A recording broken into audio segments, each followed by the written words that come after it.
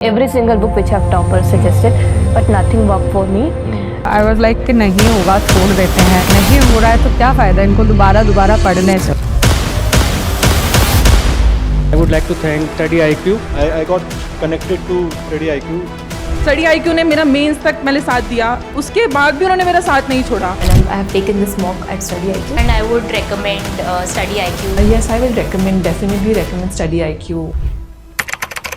नमस्कार दोस्तों recently Trump ने एक ऐसा स्टेटमेंट दे दिया जिसकी वजह से पूरे दुनिया में हड़कंप मच गया और यहाँ पर बताया जा रहा है कि इजराइल और ईरान के बीच में एक बड़ी जंग छिड़ सकती है। आप देख सकते हो ये खबर, इजराइल ईरान वॉर लूमिंग। इसका कारण ये है कि यूएस ने, ट्रंप ने डिसाइड किया है कि मिडिल ईस्ट से जो अपने पर्सनल है वो उसको विड्रॉ करेगा। आपको याद होगा चुनाव के पहले ट्रंप बार बार ये कहते थे कि हम इतना सारा पैसा वॉर में क्यों खर्च कर रहे हैं, हमारे जो लोग हैं वो मारे जा रहे हैं, सिंपली हम क्यों यहाँ पर प्रोटेक्ट करने में लगे हुए हैं, तो हम उसको विड्रॉ करेंगे। और उसी की तरफ एक स्टेप लेते हुए ट्रंप ने ये अनाउंस किया है। तो इसको थोड़ा सा डिटेल में समझेंगे कि आखिरकार अनाउंसमेंट क्या हुआ है और उसका इंपैक्ट क्या होने वाला है पूरे ओवरऑल रीजन के कॉन्टेक्स्ट में आपको बताऊंगा। बहुत इंपॉर्टेंट ये वीडियो है, चलिए आगे बढ़ते हैं। लेकिन उससे पहले आप सबको बता दूं, आप में से जो भी लोग यूपीएससी की प्रिपरेशन कर रहे हैं 2026 के लिए ये वाला जो प्रतिज्ञा बैच है दोस्तों, इसको जरूर अवेल करिए क्योंकि ग्रेट लर्निंग फेस्टिवल के दौरान आपको एक्स्ट्रा ऑफ यहां पर दिया जा रहा है। बस आपको यूज करना है ये कोड अंकित लाइव ताकि आप मैक्सिमम डिस्काउंट ले सकें और इसका लिंक कमेंट सेक्शन में आपको मिल जाएगा। चलिए शुरुआत करते हैं। देखिए, यूएस प्रेसिडेंट डोनाल्ड ट्रंप ने अभी अनाउंस किया कि वो जो पर्सनल हैं अमेरिका के, उनको मूव आउट करेंगे मिडिल ईस्ट से। मिडिल ईस्ट में कई सारे जो कंट्रीज हैं वहां पर जो अमेरिकन एसेट्स हैं, एयर बेसेस हैं, वहां से उनको विड्रॉ किया जाएगा बिकॉज, और देखिए ट्रंप ने क्या कहा, it could be a dangerous place. अब इसके कई मतलब निकल सकते हैं जो मैं आपसे आगे डिस्कस करूंगा, लेकिन साथ ही साथ यूनाइटेड स्टेट्स ने यह भी कहा कि we will not allow Iran to have a nuclear weapon.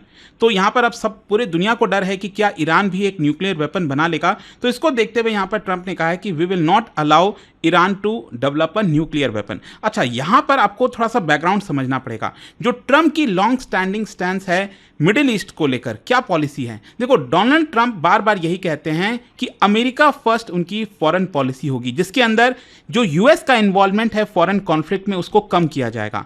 यहां पर जो डोमेस्टिक इकोनॉमिक और बॉर्डर इश्यूज हैं उस पर उनका ध्यान ज़्यादा जाएगा। और साथ ही साथ यूएस इंटरवेंशन मिडिल ईस्ट के अंदर वो उसको एक कॉस्टली अफेयर मानते हैं, मतलब कि इससे अमेरिका फालतू का खर्चा अपना बढ़ाता है, जो कि नहीं करना चाहिए। तो इनफैक्ट आपको याद होगा डोनाल्ड ट्रंप ने अपने पहले कार्यकाल के दौरान भी आपको याद होगा कि जो ईरानियन जनरल कासिम सुलेमानी हैं उनको मारने का ऑर्डर दिया था। इसके अलावा इराक और सीरिया में जो ट्रूप्स हैं उनकी संख्या कम की थी। इसके साथ साथ जो अब्राहम अकॉर्ड है इजराइल और अरब नेशंस के बीच में, वो यहाँ पर एक प्रकार से लाने की कोशिश की। फिर इसके अलावा जो JCPOA है, joint comprehensive plan of action, जो कि ईरान और बाकी के कई कंट्रीज के द्वारा मिलकर किया गया था, उसको उन्होंने ब्रेक कर दिया। उन्होंने यूएस ने एक तरह से पुल आउट कर लिया, तो इस एग्रीमेंट का कोई मतलब नहीं रहा। तो अभी क्या हुआ है ना, कभी रिसेंटली अगर आप देखोगे पिछले एक साल में उस पूरे रीजन में मिडिल ईस्ट के अंदर बहुत सारे डेवलपमेंट हुए हैं और इसको थोड़ा सा आपको समझना पड़ेगा कि इन डेवलपमेंट्स की वजह से जो इनस्टेबिलिटी है मिडिल ईस्ट में काफी ज्यादा बढ़ गई है। फॉर एग्जांपल अगर हम इराक की बात करें तो इराक में कई सारे हमले हुए हैं और इसके पीछे कौन है, ईरान बैक्ड जो कई सारे ग्रुप्स हैं जैसे कतैब, हिजबुल्लाह। उन्होंने यहां पर कई सारे जो रॉकेट्स वगैरह हैं वो लॉन्च किए हैं यूएस एयर बेसेस के ऊपर। फिर इसके अलावा अगर हम सीरिया की बात करें तो सीरिया के अंदर क्या हुआ है कि यहां पर जो आइसिस ग्रुपिंग है वो बढ़ गई है और इसके अलावा यहां पर जो टर्किश और जो कुर्दिश क्लासेस हैं वो भी लगातार बढ़ते जा रहे हैं। तो सीरिया का ये हालत है। जहां तक सवाल है यमन का, आप सब जान ही रहे हैं, यहां पर रहते हैं हौतीस, और हौतीस जो हैं ये बेसिकली रेड सी जो शिपिंग लेन है वहां पर लगातार अटैक करने में लगे हुए हैं। और ऑब्वियस सी बात है, इनको सपोर्ट कौन कर रहा है पीछे से, ईरान यहां पर सपोर्ट कर रहा है। इसके अलावा अगर हम बात करें ईरान की, तो ईरान में क्या है कि इस समय न्यूक्लियर एनरिचमेंट प्रोग्राम चल रहा है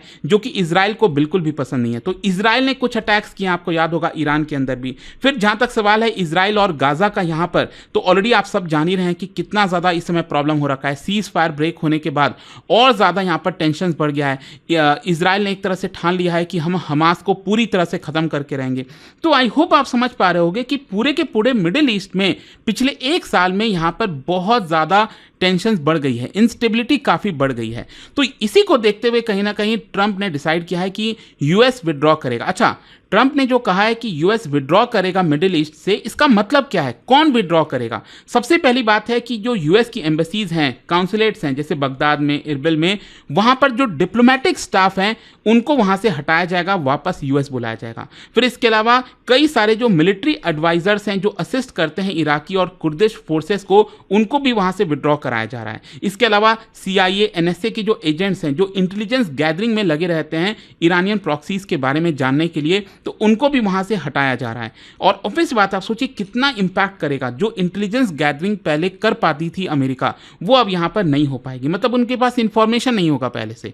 फिर इसके साथ साथ कई सारे प्राइवेट कॉन्ट्रैक्टर्स हैं, लॉजिस्टिक प्रोवाइडर्स हैं, उनको भी बोला जा रहा है कि आप वापस अमेरिका आ जाइए। अच्छा, अब ये जो विड्रॉल है, इसको लेकर ट्रंप ने क्या कहा है, मतलब ट्रंप ने क्या रीजन दिया है? सबसे पहला तो यही कहा है कि जो पर्सनल सेफ्टी है वो हमारे लिए सबसे इंपॉर्टेंट है। पूरे रीजन के अंदर इंस्टेबिलिटी बढ़ गई है, तो यहां पर अटैक्स होने के ज्यादा चांसेस हैं, जिसकी वजह से जो अमेरिकन सिटीजन है वो मारा जाएगा, तो हम उसके वजह से वहां से विड्रॉ कर रहे हैं। इसके अलावा यहां पर जो डोमेस्टिक एपेटाइट है री एंगेजमेंट का, अब हमारे पास नहीं है। बेसिकली ट्रंप कह रहे हैं कि अब हम मिडिल ईस्ट के अंदर एक प्रकार से एंगेज नहीं होना चाहते। फिर इसके अलावा कहीं ना कहीं ये स्ट्रैटेजिक रीअलाइनमेंट भी हो सकती है, मतलब जो फोर्सेज हैं, जो उनके पास मैन पावर है, वो इंडो पैसिफिक और ईस्टर्न यूरोप की तरफ शिफ्ट करना चाह रहे होंगे। बेसिकली जो नेटो और रशिया एक्सेस में पूरा सब कुछ चल रहा है उसकी वजह से, और साथ ही साथ एक पॉलिटिकल मैसेज भी दे रहे हैं। ट्रंप एक प्रकार से सिग्नल कर रहे हैं स्ट्रेंथ और प्रैग्मेटिज्म, दोनों चीजें। अच्छा, यहां पर जो ट्रंप का स्टेटमेंट आया, इसको थोड़ा सा डिकोड करने की जरूरत है।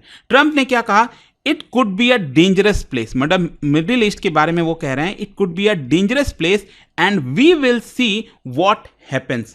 तो बेसिकली एक क्लासिकल ट्रंप स्टेटमेंट है, जहां पर एक हाथ में वो ये सजेस्ट कर रहे हैं कि मिडिल ईस्ट के अंदर वोलेटिलिटी और भी ज्यादा बढ़ने वाली है आगे आने वाले समय में। तो एक प्रकार से वो हिंट कर रहे हैं कि फ्यूचर में एक बहुत बड़ा वॉर हो सकता है मिडिल ईस्ट के अंदर। दूसरी तरफ वो कहीं ना कहीं जो अपनी रिस्पॉन्सिबिलिटी है, अमेरिका अपनी रिस्पॉन्सिबिलिटी से हाथ खींच रहा है, मतलब कह रहा है कि अब हम उसके अंदर इन्वॉल्व नहीं होना चाहते। जो रीजनल एक्टर्स हैं वो अब अपना ध्यान दें, मतलब जो आपने रायता फैलाया है वो अब आप खुद ही संभालो। हम वहां से जा रहे हैं, चाहे सऊदी अरब है, इजराइल है, तो उनको अपना खुद को देखभाल करना होगा। तो ये मैसेज बेसिकली देने की कोशिश कर रहे हैं। एक तो ईरान को मैसेज उन्होंने दिया है कि हम विड्रॉ भले कर रहे हैं, लेकिन हम आपके ऊपर निगरानी रखे हुए हैं, आप न्यूक्लियर वेपन नहीं बनाओगे। दूसरी तरफ अपने यूएस के वोटर्स को ये कह रहे हैं कि देखिए, वॉर्स काफी कॉस्टली होती हैं, हम अपने ट्रूप्स की सुरक्षा करना चाहते हैं और इसलिए हम उनको घर वापस बुला रहे हैं। और पूरे दुनिया को मैसेज ये है कि America is no longer your policeman, आपको अपना जो प्रॉब्लम है वो खुद ही संभालना है। तो एक प्रकार से यूएस थोड़ा सा यहां से पीछे हट रहा है। अच्छा, इन्हीं सारी चीजों की वजह से अब पूरा का पूरा फोकस हो गया है कि क्या इजराइल और ईरान के बीच में एक बड़ी वॉर होने जा रही है। क्योंकि अगर आप राइवलरी देखोगे इजराइल और ईरान का, लंबे समय से चल रहा है, कई दशक हो चुके हैं।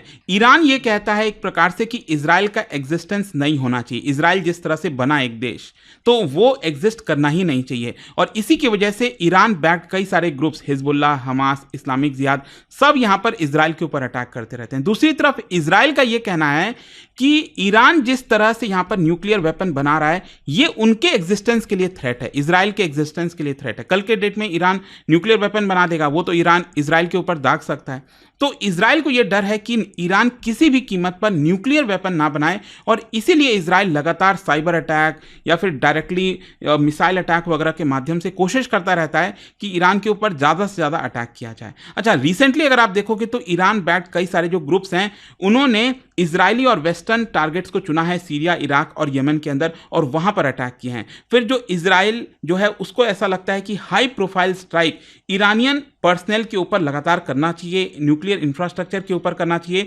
ताकि वो ईरान को एक तरह से दबा कर रखें। और ईरान का जो न्यूक्लियर प्रोग्राम है वो देखिए बहुत तेजी से एडवांस हो रहा है। कहने का मतलब यह है कि देखो, जो एनरिचमेंट होता है ना यूरेनियम का, वो अगर 90% से ऊपर कर लिया ईरान ने, तो वो न्यूक्लियर वेपन डेवलप कर सकेगा। अभी क्या वो 60-70% बताया जा रहा है, तो वो काफी क्लोज है। तो इसकी वजह से भी यहां पर लगातार पूरे इंटरनेशनल कम्युनिटी की निगरानी बनी हुई है। अच्छा, वॉर का सिनेरियो क्या हो सकता है? मोस्ट प्रॉब्ली यही बताया जा रहा है कि यूएस के विड्रॉ करने के बाद इजराइल, क्योंकि देखो यहां पर ट्रंप ने क्या कहा, it could be a dangerous place, मतलब मिडिल ईस्ट के अंदर एक बड़ी वॉर छिड़ सकती है और इजराइल एक बड़ा स्ट्राइक कर सकता है ईरानियन न्यूक्लियर साइट्स के ऊपर। यह एक बहुत बड़ी पॉसिबिलिटी है, और अगर ऐसा हुआ तो यहां पर एक बड़ी जंग छिड़ेगी, और आप समझिए फिर ईरान भी पीछे नहीं रहेगा, और ईरान भी यहां पर पर बैलिस्टिक मिसाइल्स वगैरह के थ्रू लगातार अटैक करेगा। हो सकता है कि यहाँ पर इजराइल के कई ऐसे जो शहर हैं, सिटीज़ हैं, मिलिट्री बेसेस हैं, यूएस के एसेट्स हैं, उनके ऊपर एक प्रकार से अटैक करना स्टार्ट कर दे और इसकी वजह से कहीं ना कहीं रीजनल पूरा बैलेंस जो है उसमें भी आपको बदलाव देखने को मिल सकता है। हिजबुल्ला, हमास वो भी एडिशनल फ्रंट खोल सकते हैं। यमन की तरफ से जो हौती रेबल्स हैं वो अटैक कर सकते हैं और हो सकता है कि जो यमन है वो बेसिकली सऊदी अरब, यहाँ पर अगर आप देखोगे तो यमन बेसिकली सऊदी अरब के ऊपर, यूएई के ऊपर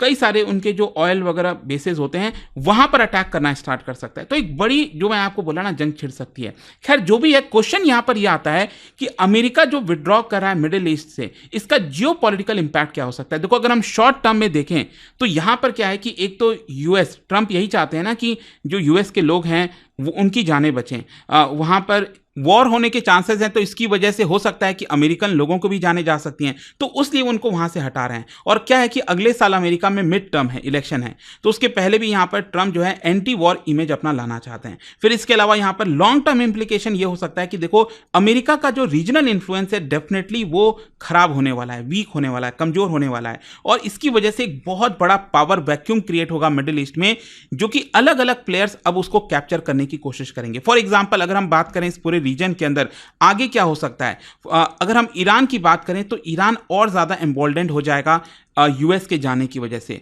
और अपना जो रीजनल हेजमनी है उसको एक्सपैंड करने की कोशिश करेगा। जहां तक इजराइल का सवाल है तो देखो डेफिनेटली इजराइल के लिए एक बड़ा झटका हो सकता है कि यहां पर पहले जिस तरह से अमेरिका मदद कर पाता था अब उतना नहीं कर पाएगा। और ऑब्वियस सी बात है सऊदी अरब, जो बाकी के जो गल्फ स्टेट्स हैं, अब उनको अपनी प्रोटेक्शन खुद करनी पड़ेगी और टेरर ग्रुप्स जैसे आइसिस, उनके लिए एक बहुत बड़ा प्रोत्साहन होगा और वो अपना मतलब एक प्रकार से एक्सपेंशन करने की कोशिश करेंगे जो आइसिस वाले ग्रुप्स हैं। और रशिया, चाइना, इनके लिए भी बड़ी अपॉर्चुनिटी है कि जो आपका गैप क्रिएट होगा यूएस के जाने की वजह से, तो वो उस अपॉर्चुनिटी का फायदा उठाएंगे। इनफैक्ट अगर आप देखोगे हिस्टोरिकली बहुत कई बार आपको इस तरह की चीजें देखने को मिलती हैं। 1975 में जब वियतनाम से विड्रॉ किया था अमेरिका ने, 20 साल का पूरा वॉर चला था, अमेरिका हार चुका था, उसकी हिम्मत नहीं थी, वो मतलब पूरी दुनिया ये बात जानती थी, लेकिन अमेरिकन प्रेसिडेंट एक प्रकार से अमेरिका के लोगों को बता रहे थे देखो हमने कितनी बड़ी जीत हासिल की है। एक्चुअल में ऐसा नहीं हुआ था। तो यूएस ने विड्रॉ किया था वियतनाम से।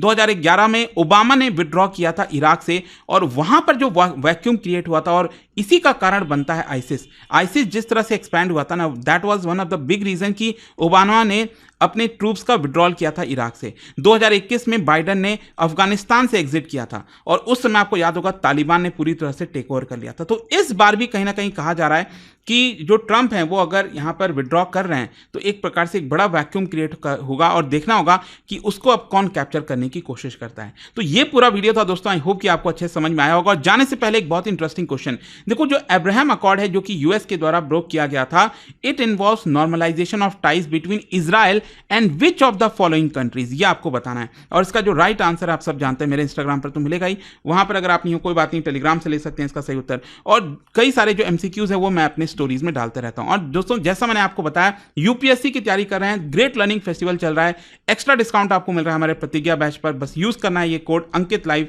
ताकि आप मैक्सिमम डिस्काउंट लें और इसका लिंक कमेंट सेक्शन में दिया हुआ है। दोस्तों स्टडी आईक्यू का ग्रेट लर्निंग फेस्टिवल अब लाइव है और इसके साथ ही स्टार्ट हुआ है P2I फाउंडेशन 2026 प्रतिज्ञा बैच। यह सिर्फ एक कोर्स नहीं, एक कंप्लीट जर्नी है जो आपको 0 से IAS तक की पूरी तैयारी के साथ ले जाएगा। 1000+ आवर्स की live classes by India's top faculties, हर स्टूडेंट के लिए 1-on-1 personal mentorship, hand written notes for smart और effective revision, PRP and MRP, residential program for prelims plus mains. और सुनो, इस बैच के साथ आपको मिलेंगे प्रीलिम्स क्लियर करो पूरा फीस रिफंड पाओ, मंथली टॉपर्स को 11,000 रुपीज तक कैश रिवॉर्ड।